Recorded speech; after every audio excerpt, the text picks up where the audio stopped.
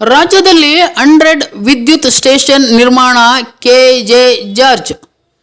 ರಾಜ್ಯದಲ್ಲಿ ವಿದ್ಯುತ್ ಅಭಾವ ಇಲ್ಲ, ವಿತರಣೆಗೆ ಬೇಕಾದ ಸಬ್ ಸ್ಟೇಷನ್ಗಳಿಗೆ ಸಮಸ್ಯೆಯಾಗಿದೆ ಎಂದು ಇಂಧನ ಸಚಿವ ಕೆಜೆ ಜಾರ್ಜ್ ಹೇಳಿದರು.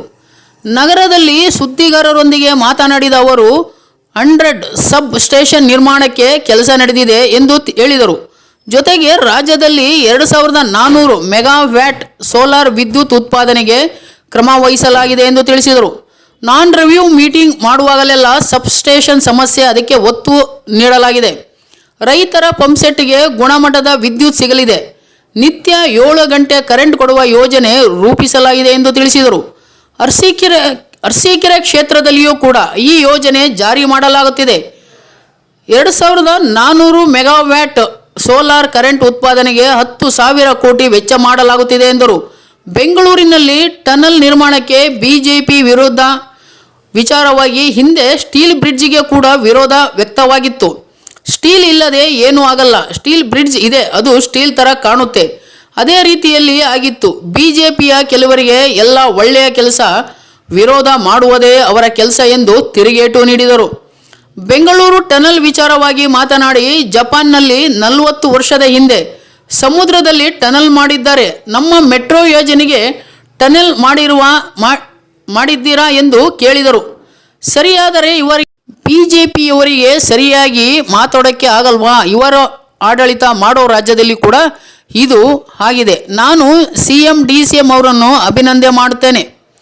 ನೀವು ಜನಪರ ಕೆಲಸ ಮಾಡಿ ಎಂದು ತಿರುಗೇಟು ನೀಡಿದರು.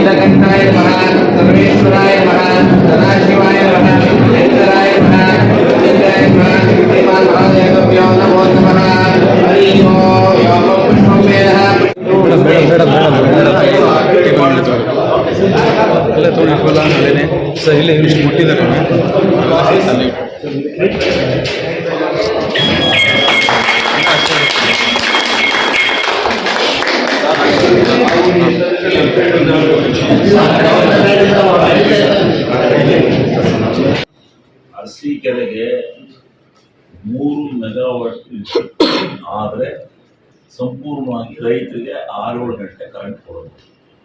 ಇಲ್ಲಿ ನಮಗೆ ಬರ್ತಾ ಇರೋದೇ 52 ಮೆಗಾವಾಟು ಬರುತ್ತೆ. ಅದರಿಂದ ಇನ್ನು ಬಾಕಿ 50 ಮೆಗಾವಾಟನ್ನ ಈಗ ಸಾಹೇಬರು ನಡ್ಕೊಂಡಿದ್ದೀವಿ. ಅವರು ಈಗ 50ರಲ್ಲಿ 38 ಮೆಗಾವಾಟ್ಗೆ ಈಗಾಗಲೇ ಮುಖ್ಯಮಂತ್ರಿಗಳೇ ಬಂದು ಇವರ ಅನುಮೋದನೆ ಮಾಡಿದ್ದಕ್ಕೆ ಶಂಕುಸ್ಥಾಪನೆ ಹೋಗಿದ್ದಾರೆ. ಇನ್ನ ಏನು ನಮಗೆ ಒಂದು 20 ಮೆಗಾವಾಟ್ ಬೇಕು, ಇವತ್ತು ಅವ್ರಿಗೆ ಮನವಿ ಸಲ್ಲಿಸ್ತೀನಿ.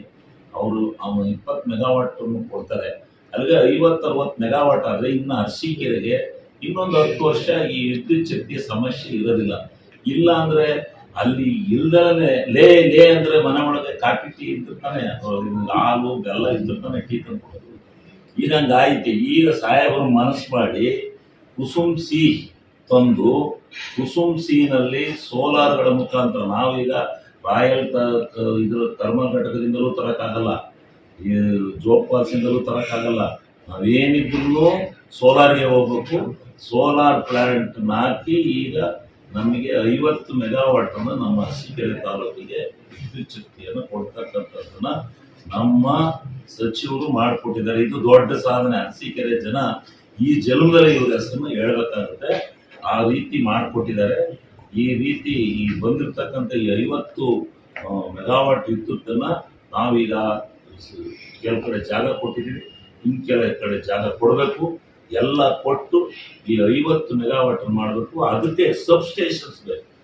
ಈಗ ಆದಿಹಳ್ಳಿ ಹತ್ರ ಒಂದು ಸಬ್ಸ್ಟೇಷನ್ ಆಗ್ತಾ ಇದೆ, ನಮಗೆ ಬಾಗೇಶ್ವರ ಸಬ್ಸ್ಟೇಷನ್ ಬೇಕು, ಗಣಸಿಗೆ ಗಣಸಿ ಹ್ಯಾಂಡ್ ಪೋಸ್ಟ್ ಒಂದು ಸಬ್ಸ್ಟೇಷನ್ ಬೇಕು. ಈ ರೀತಿ ನಮಗೆ ಆರ್ನಳ್ಳಿ ಒಂದು ಸಬ್ಸ್ಟೇಷನ್ ಬೇಕು.